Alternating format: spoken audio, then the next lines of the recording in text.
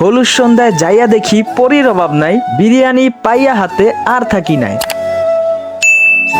আচ্ছা, শীতকাল মানেই তো বিয়ার আসর। অর্থাৎ শীতকাল আইলেই কেন জানি না সবার মনের ভিতরে বিয়া করার ইচ্ছা জাগে। অবশ্য বিয়া করার ইচ্ছা কার না জাগে, কিন্তু আমার ভাইবেন না। তো শীতকাল মানে একটা বিয়া ধামাকা, মানে শীতকাল আইলেই কেন জানি না সবার বিয়া করতে মন চায়। তো ঠিক তেমনই ভাবে বিয়ার একটা দাওয়াত পাইছিলাম। আর ওই বিয়ার আগে যে হলুদ সন্ধ্যা হয়, তো ঠিক তেমনই একটা হলুদ সন্ধ্যার দাওয়াত পেয়েছিলাম। যে হলুদ সন্ধ্যা যে কত মজার কাহিনী আছে সেগুলো আজকে ভিডিওর ভিতরে থাকতে যেতেছে। তাই ভিডিওটারে একটু স্কিপ করবেন না, সামনে আরো মজার কাহিনী বাকি আছে। আর আরেকটা কথা বন্ধুরা, এই ভিডিওটা হইল 2022 সালের ডিসেম্বর মাসের 22 তারিখের। Let's start. তো বরাবরের মতো ঢাকা শহর বলেন, গ্রাম দেশ বলেন, সব জায়গার হলুদ সন্ধ্যা এই রাত্রের দিকে হয়। তো ঠিক তেমনই ভাবে বাসা থেকে বের হওয়া, হলুদ সন্ধ্যা যেইখানে আয়োজন করছে সেইখানে যাওয়ার জন্য রওনা হলাম। তো বাসা থেকে বের হওয়ার সাথে সাথে একটা রিক্সা নিয়ে অনুষ্ঠানের জায়গায় চলে আসলাম। তো আইসাই দেখি অনুষ্ঠান যেখানে সাজাইছে সেইখানে যাওয়ার জন্য একটা সুন্দর গেট লাগাইছে। আর দুঃখের ব্যাপার হলো, যেখান দিয়ে রিক্সা নিয়ে আসছিলাম ওইখানে রিক্সার চাইতে একটা টলার নিয়ে আসলে আর তাড়াতাড়ি চলে আসতে পারতাম। মানে রাস্তার অবস্থা এমন হয়েছে, মনে হয় যে নদী সাঁতরে অনুষ্ঠান খাইতে আইছি। যাই হোক, ফাও পাচাল পেটা লাভ নাই, অনুষ্ঠান অলরেডি শুরু হয়ে গেছে।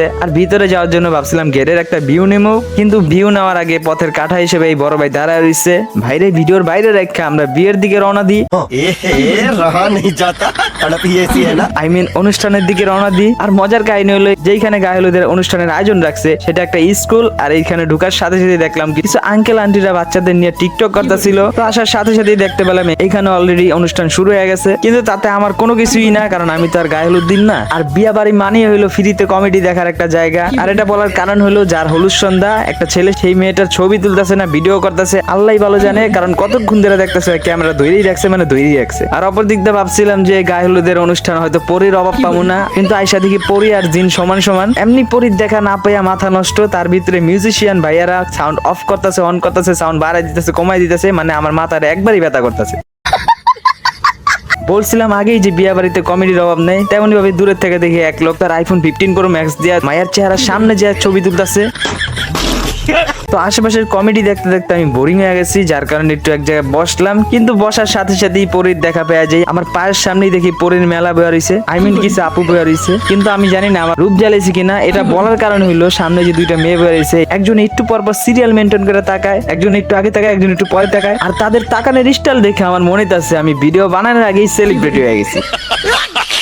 ওই দিক দিয়ে আবার দেখতেছে এক আপু কোনের বাবা মায়ের ছবি তোলার জন্য একটু স্টাইল শিখাই দিতেছে, মানে এইভাবে না ওইভাবে, এইভাবে না ওইভাবে স্টাইল করে শিখাই দিতেছে। কিন্তু এই জিনিসটা আমার কাছে অনেক মজা লাগছে, মানে আপুর স্টাইল করা দেখা। কিন্তু মজার কাহিনী হয়ে উঠছে যে আঙ্কেল এত পরিমাণ পোজ দিছে যে যার কারণে আঙ্কেল মাথা গরম করে স্টেজ থেকে নাইমে যায়, কারণ তারা এত পোজ দিতে মনে চাইতেছে না। আর আঙ্কেলের রাগ ভাঙানোর জন্য চলে যায় এক আন্টি। আর ওই দিক দিয়ে স্টাইল দেখানো সে আপুটা আবার হাসতেছিল, মানে পুরাই কমেডি। যাই হোক, অবশেষে আমি যেই কারণে গায়ে হলুদে আসছিলাম সেই কারণটাই হলো এই বিরিয়ানি। আর আপনারা তো জানেনই যে জায়গায় ফাও খাওয়ান আছে এই জায়গায় আমি আছি।